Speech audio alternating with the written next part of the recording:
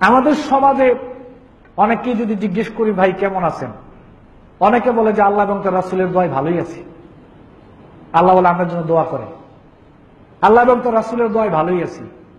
মানে সে বোঝাতে যাচ্ছে আল্লাহ তার জন্য দোয়া করে, মুহাম্মদ সাল্লাল্লাহু আলাইহি সাল্লাম তার জন্য দোয়া করে। নাউযুবিল্লাহি মিন যালিক। আবার অনেকে বলে থাকে যে পীর বাবার দোয়ায় ভালোই আছি।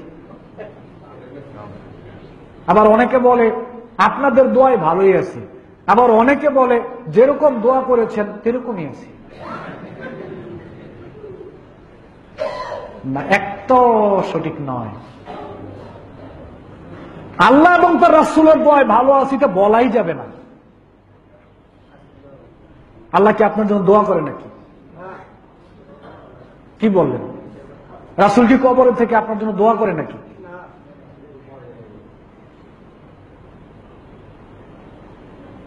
পীর সাহেব আপনার জন্য দোয়া করছে না, এগুলো এইভাবে বলা যাবে না। এগুলো কিভাবে বলতে হবে? রাহমাতি ওয়াসিআত কুল্লা শাইইন, গোটা সৃষ্টি জগৎকে আল্লাহর রহমত পরিবেষ্টন করে রেখেছে। এটা বলতে হবে যে আল্লাহর রহমতে, আল্লাহর দয়ায় ভালোই আছি।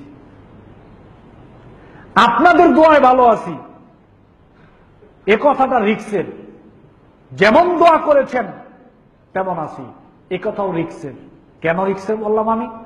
আপনাদের দোয়ায় ভালো আছি মানে আপনি যার কাছে দোয়া চেয়েছেন সে কবর পূজা করে, তার দোয়া কবুল হবে? আপনি যাকে বলছেন সে মাজার পূজা করে, সে পীরকে সেজদা করে, সে শিরকের মধ্যে লিপ্ত, সে কুফরি বিশ্বাসী, তার আকীদা ভালো না, তার উপার্জন হারাম, আপনি কিভাবে বললেন যে আপনার দোয়ায় ভালো আছি? তার দোয়াই তো কবুল হবে না, ওর দোয়াটাই তো কবুল হবে না। আপনি ওর দোয়ায় ভালো আছেন মানে, আপনাদের দোয়ায় ভালো আছি মানে, যেমন দোয়া করেছেন তেমন আছি মানে?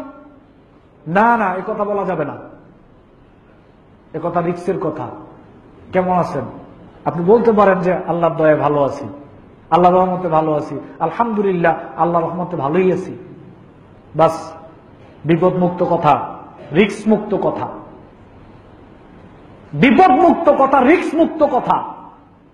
আপনাদের দোয়ায় ভালো আছি এটা রিক্স যুক্ত কথা, কারণ যাদের ইনকাম হালাল হারাম তার দোয়া তো কবুল হবে না। যেই দোয়া বর্তমান সময়ে আমরা যারা মুসলিম আছি, আমাদের দোয়া বেশিরভাগ মানুষই এমন যাদের দোয়া কবুল না হওয়ার জন্য যা যা দরকার সব আমাদের মধ্যে আছে। দোয়া কবুল না হওয়ার জন্য যা যা দরকার, আপনি কোন ভিত্তিতে বলবেন যে আপনাদের দোয়ায় ভালোই আছি? বলার দরকার নেই। কেউ জিজ্ঞেস করলে আলহামদুলিল্লাহ আল্লাহর দয়ায় ভালো আছি, আল্লাহর রহমতে ভালো আছি।